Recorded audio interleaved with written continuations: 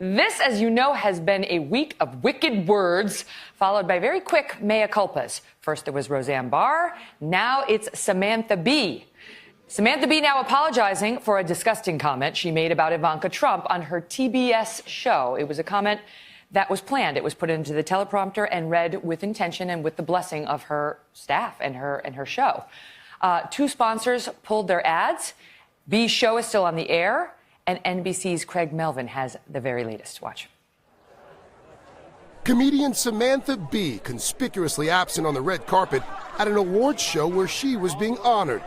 But according to reports from inside the event, she had this to say about her controversial comments concerning Ivanka Trump. "We spent the day wrestling with the repercussions of one bad word when we all should have spent the day incensed that as a nation we are wrenching children from their parents and treating people legally seeking asylum as criminals. If we are okay with that, then really, who are we?" That one bad word setting off a firestorm Wednesday night. Do something about your dad's immigration practices, you feckless. He listens to you. On Thursday, Bee took to Twitter to apologize to Ivanka Trump and her viewers, writing, "It was inappropriate and inexcusable. I crossed a line and I deeply regret it." TBS also expressing regret for Bee's vile and inappropriate language, adding, "It should not have been aired." No response yet from Ivanka Trump about Bee's remarks, but the White House is not accepting the I'm sorries. A spokesman for First Lady Melania Trump calling this a double standard, and White House Press Secretary Sarah Huckabee Sanders saying, "The collective silence by the left and its media allies, appalling." The show remains on the air, but some advertisers, including Auto Trader and State Farm, are pulling their sponsorships. After she posted a racist tweet about a former Obama advisor, Barr tweeted that she begged ABC not to cancel the show. Some calling it a double standard that Barr's show was canceled and Bee's was not. Others arguing there's a distinction between Barr's racist comments and Bee's offensive joke. I have to say I'm a little starstruck. I love you as Aunt Lydia in The Handmaid's Tale. It's the latest in a series of controversial comments from comedians. Last month, Michelle Wolf came under fire from all sides for jokes aimed at the Trump administration during the annual White House Correspondents' Dinner. The only thing your mouth is good for is being Vladimir Putin's holster.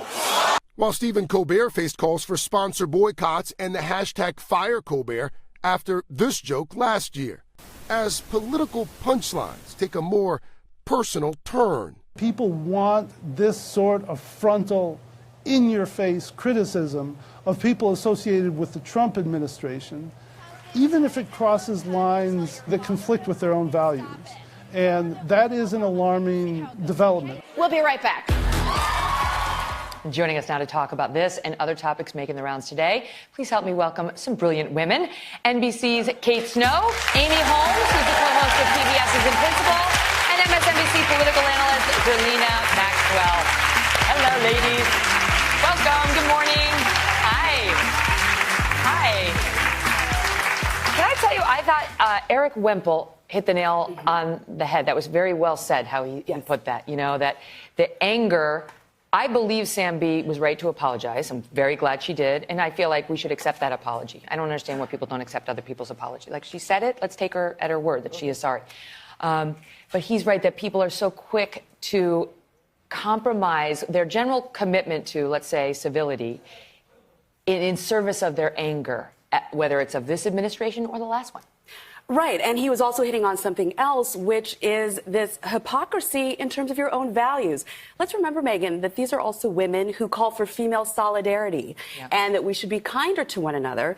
But if you don't share my politics, I'm going to sling some pretty ugly and sexist mud at you. And there's another thing about this that has happened to Ivanka Trump, quite a bit, is the same critics who tell her that she is unfairly benefiting from nepotism then say you need to, as first daughter, set national policy.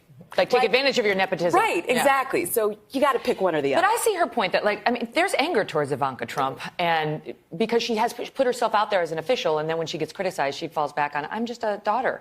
And it's like, you can't have it both ways. You pick a lane. Right? And so I feel like Sam Bee's criticism of Ivanka was completely fine. I mean, it's the personal attack and the vulgarity. that's a sexist, very charged term. Absolutely. I mean, as a mom, it's an inappropriate. Maybe I sound old school when I say this, but I just feel like where are we going as a country that we're all on both sides, on all sides, we're using language. I mean, my own kids are hearing things that I never heard until I was 30 years old. Like, why is that? I didn't know that people talk like this on TBS. Like, I get my networks mixed That's the up. thing. The show is pre-taped. So TBS put that out there, knowing or they should have known. It was scripted, intentional, pre-taped. It went through all of the checks and made it on air. Her executive producers or her producers were tweeting about it before and after, celebratory. And can I tell you, some of the reaction online has been really surprising. There's this media critic, Ken Tucker, who wrote, he referred to Sam Bee's comments, calling Ivanka Trump the C word, as an artfully written joke.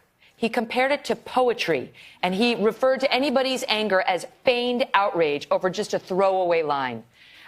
In response to which I say, Ken Tucker, you're part of the problem. Yeah. Part of the problem. Listen, it's completely ridiculous. You know, there's no room in our political conversation for misogyny and sexism.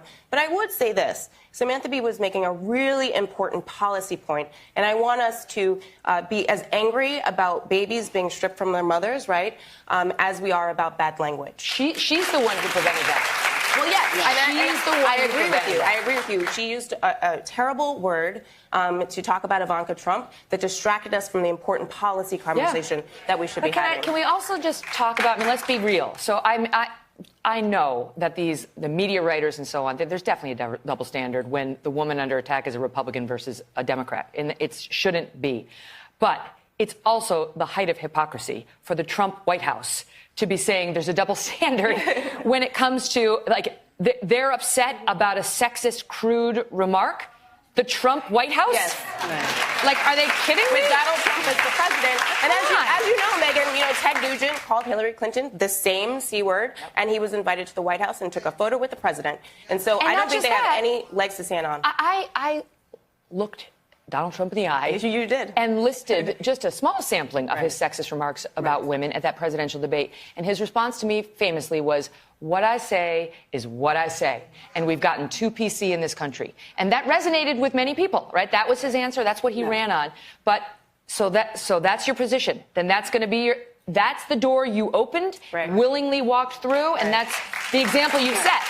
So now to come out against Sam Bee and for them to be feigning horror is a little surprising. Well, I take your point about the double standard, and I think that's fair. But as we know, two wrongs don't make a right, and that doesn't excuse Samantha Bee for using this type of language. I just feel like they should have let somebody else make the argument. Possibly. It's falling on deaf ears there. Okay, I have to ask you about Howard Stern, who he's made a lot of incendiary comments over time. But now he gave a really interesting interview to David Letterman, who's doing this Netflix show. And he's talking about his own, I don't know what you want to call it. I don't want to say mental illness, but he talks about psychotherapy. But his struggles with OCD and anger. And here's a soundbite of Stern talking to Letterman. Listen. I've apologized to a lot of people. And I'll tell you why. I think I did a lot of growing up, and I do attribute this to psychotherapy. Again, I was just a young man full of rage, and I was angry. And I went into psychotherapy. This is all self-esteem, lack of self-esteem? Yeah, I think so. Yeah.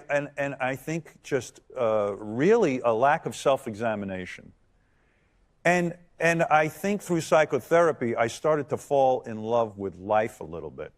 I started to appreciate what was good. I love that he's talking about that. I was going to say, I love the beard. I know. Are you in there, Dave? Exactly. I love that I feel like we're at a moment now, hopefully, where we can talk more openly about mental health. Mental health is no less important than physical health. That's the term I was looking for. Yeah, because I think we need to be able to say it doesn't make you crazy to get psychotherapy. No. I've been getting therapy for years. It's done a lot of good. I got a lot of work to do, but still. It gives you the tools to cope with the problems when they come up in your life. And they inevitably will. I think it's important that Howard Stern is a man. A lot of men look up to him, and him talking openly about therapy, I hope encourages more men to seek it out. Absolutely. I was going to say the gender angle there is really important. It doesn't make you crazy. It makes you well. It makes you happy. happier, in my experience, if you get a good therapist. Sure, and I would also add that it's never too late for self-examination. Yes. It's never too late to change course, to look inside and see how you can improve your life. And I give Howard Stern credit for that. Now, apparently he was the last to know that he was an angry young man. All you had to do was listen to his radio show. And it also seems, as we're talking about this, a lot of comics seem to be full of anger, and that's what drives a lot of their you're right. That's sort of the theme of our A block. Because Roseanne is a comedian. I mean, that's her background. That's how she became famous. Insight into the world, and I think Howard Stern's show on SiriusXM, where I work, is one where people listen to it for that authenticity. And so he's a great interviewer. When you're that observant about people and behaviors, I think that does make you sometimes a little bit angry because you have that deep insight into the human condition. Got to leave it there because we have to squeeze in a break. And then after the break, we have to talk to you about a man named Upstate Tommy. We'll explain. And we're back now with NBC's Kate Snow, Amy Holmes, who's the co-host of PBS's In Principle, and MSNBC political analyst Zerlina Maxwell. Okay, so we got to talk about, all right, the name this man was going by was Thomas J. Mace Archer Mills, Esquire. And you may have seen him if you watch the BBC or a number of other outlets, thankfully not NBC, covering the royal wedding or anything having to do with the Brits. He was all over television in his British accent, educating us on the royal family. Here's a little example of that. Watch. What's expected of Meghan Markle is something that's not been expected of her before. She is a self-proclaimed feminist. She is loud. She's American. She fights for her cause. We don't do that here. We do things quietly with dignity, as a quote from the Queen has said, because it is the royal family that identifies who we are as British people. The problem is, his real name is Tommy Muscatello, and he's from upstate New York. He's not British at all. I love this guy, Megyn. If I didn't live in efficiency and I had a dining room, I'd invite him over every night. To tell me stories about growing up fox hunting and, when he was a governor, or whatever, the male version for the royal children. Did you read in the Wall Street Journal, which broke the story about Upstate Tommy, he learned his British accent because he was in the high school play Oliver. Oh, my God. And look, they got a picture of it. Oh, my God.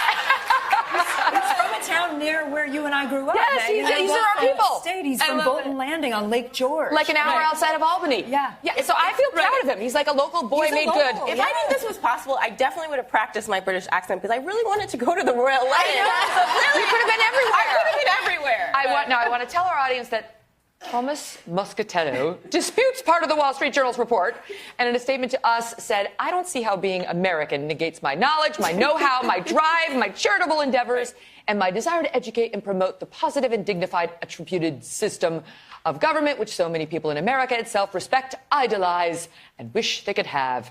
I think we should start using him as an analyst right here. I changed my mind. I think we should put him on whenever we have royal news. Megyn, everything I learned about the English was from Mary Poppins. Exactly. He's definitely better than that. Tonight. Yes. Big. Dateline, 10 p.m. Eastern, 9 Central. This is the thing we've all been waiting for. So this is Bill Cosby. You've all heard the Bill Cosby story, but this is the woman whose case actually led to his conviction back in April, just a month ago. Andrea Constand. She has not spoken to anyone for 13 years. She's breaking her silence with me tonight in this Dateline hour. And I will just say, I didn't know what to expect from her. I'd never met her. I'd seen her in court.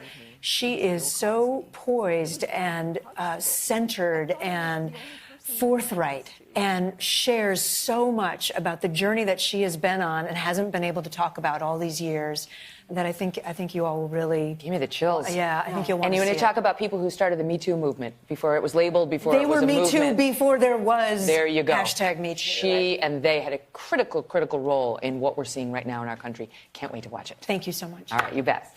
All right, so again, don't forget, Kate's interview with Andrea Constand, Bringing Down Bill Cosby. Andrea Constand Speaks airs tonight, 10, 9 Central. Hello, Today fans. Thanks for checking out our YouTube channel. Subscribe by clicking that button down there and click on any of the videos over here to watch the latest interviews, show highlights, and digital exclusives.